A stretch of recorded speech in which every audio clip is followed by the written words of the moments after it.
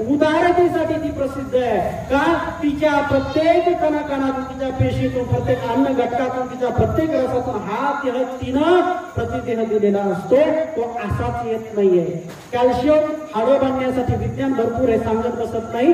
इतकं सगळं ती मातेनं दिल्याशिवाय देह निर्माण होत नाही. मग मातेला शिव्या देणाऱ्याचा असो किंवा त्या मातेचा आई राजा उदे उदे म्हणणाराचा असो, मातेशिवाय या देहाला अस्तित्व, या देहाला ईश्वर सुद्धा निर्माण करू शकत नाही. ते सामर्थ्य त्या मातेचं असतं. विज्ञान सुद्धा निर्माण करू शकत नाही.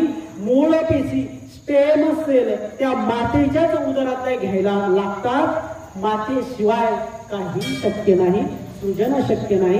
म्हणून हे माते पुरुषांना कितीही तज्ञपणा दाखवला, ज्ञानीपणा दाखवला, तर पुरुषाची उणीव मातेचं गर्भाशय तो नाही